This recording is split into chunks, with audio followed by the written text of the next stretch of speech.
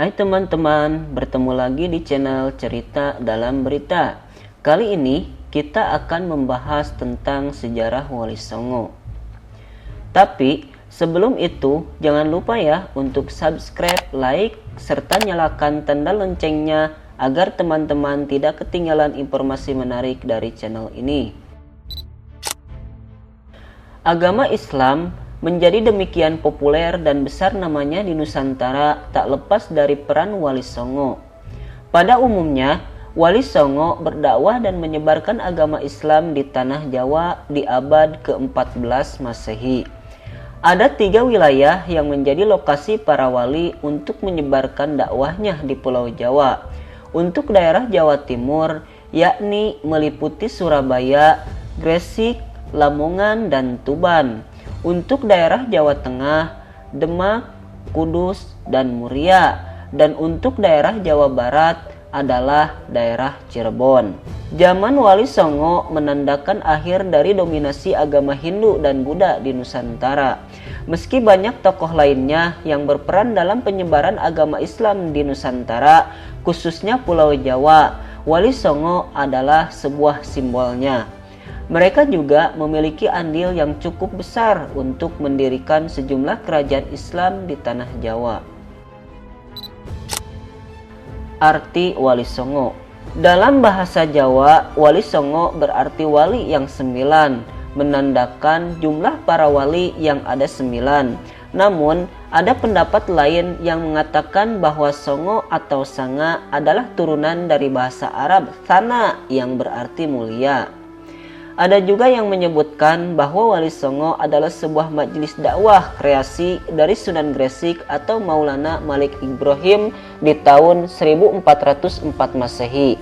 Tak cuma berdakwah, ajaran Wali Songo memberikan dampak untuk sejumlah budaya baru di masyarakat tanah Jawa, seperti kesehatan, bercocok tanam, perdagangan, kebudayaan, seni, kemasyarakatan, sampai ke pemerintahan. Berikut ini adalah nama-nama dan riwayat para Wali Songo. Yang pertama yaitu Sunan Gresik atau Maulana Malik Ibrahim. Sunan Gresik atau Sunan Tandes adalah keturunan langsung dari Nabi Muhammad SAW. Beliau adalah keturunan ke-22 dari Rasulullah SAW. Nasab Maulana Malik Ibrahim tercatat dalam Ensiklopedia Nasab Ahlul Bait yang merupakan kumpulan catatan dari As-Sayyid Bahruddin Ba'alawi Al-Husaini. Lahir di Semarkan, Asia Tengah, Sunan Gresik mempunyai 3 orang istri. Sunan Gresik banyak dianggap sebagai wali yang pertama kali menyebarkan Islam di Pulau Jawa. Selain dakwah, beliau mengajarkan cara bercocok tanam untuk mengambil hati masyarakat kebanyakan, yakni mereka yang tersisihkan pada akhir kekuasaan Majapahit. Krisis ekonomi dan perang saudara saat itu banyak membuat masyarakat Jawa mendadak menderita. Sunan Gresik membangun pondokan sebagai tempat menimbal ilmu agama di Leran Gresik untuk memenangkan hati masyarakat. Sebagai pelengkap, ia membangun masjid untuk tempat beribadah. Masjid ini adalah masjid pertama di Pulau Jawa dan masih berdiri hingga sekarang. Nama masjid tersebut adalah Masjid Jami Gresik. Sunan Gresik wafat di tahun 1419 Masehi dan dimakamkan di Desa Gapura Wetan, Gresik, Jawa Timur. Yang kedua yaitu Sunan Ampel atau Raden Rahmat.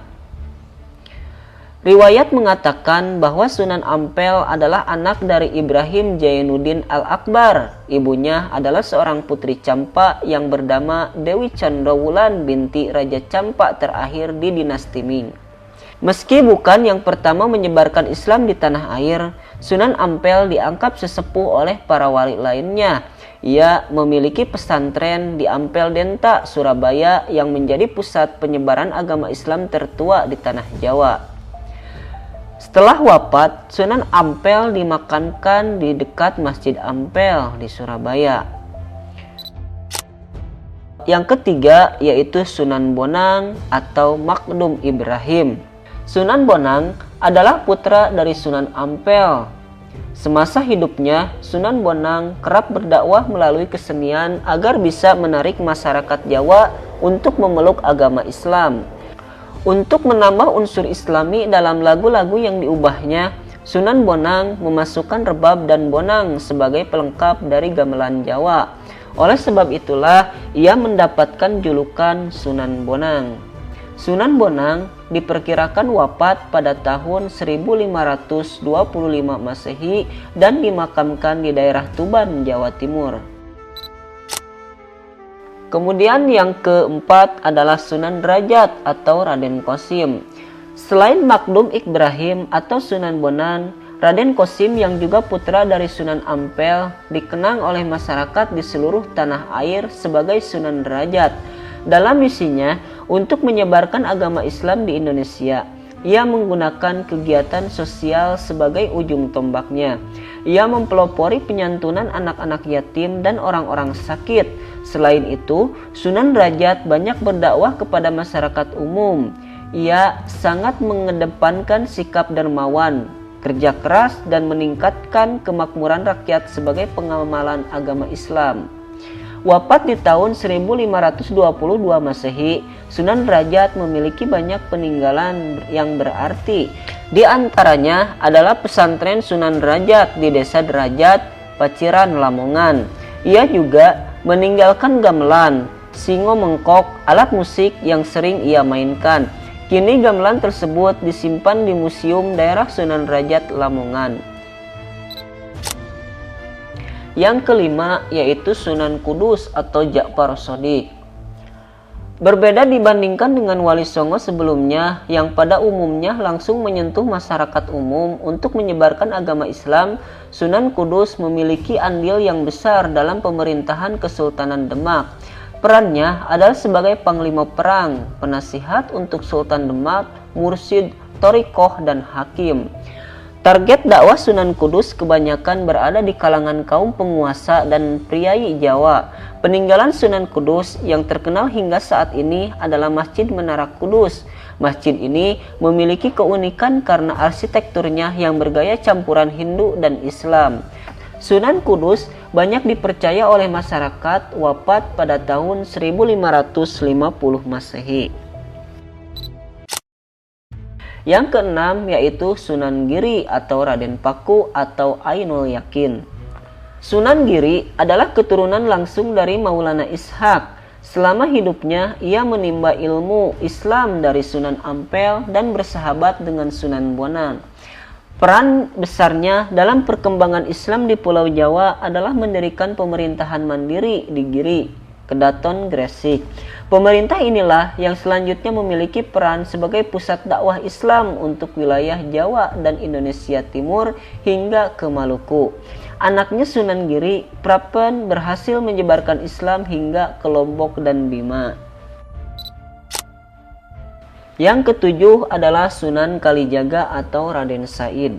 Raden Said atau Sunan Kalijaga adalah anak dari Adipati Tuban bernama Tumenggung Wilatikta atau Raden Saur. Agama Islam ia pelajari dari Sunan Bonang. Dari Sunan Bonanglah ia belajar menggunakan kesenian dan kebudayaan sebagai alat untuk menyebarkan agama Islam. Kesenian yang kerap ia gunakan untuk berdakwah adalah wayang kulit dan tembang suluk. Banyak masyarakat yang mempercayai bahwa tembang suluk, lir ilir, dan gundul-gundul pacul adalah hasil karya Sunan Kalijaga. Yang kedelapan adalah Sunan Muria atau Raden Umar Said.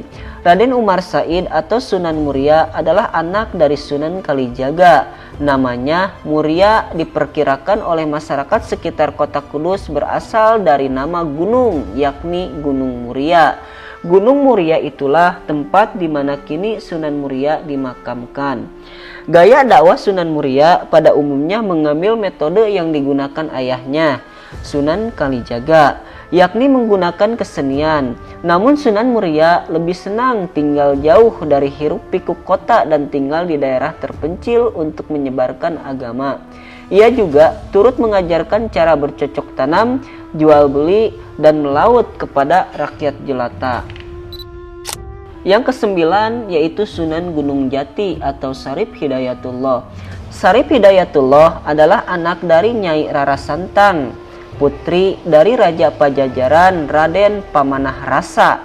Ayahnya adalah Sultan Syarif Abdullah Maulana Huda, tokoh Mesir keturunan Bani Hasyim dari Palestina. Sunan Gunung Jati belajar agama dari berbagai negara. Sejak usia 14 tahun, ia sudah belajar agama dari para ulama di Mesir. Sunan Gunung Jati adalah satu-satunya seorang wali yang menjadi kepala pemerintahan.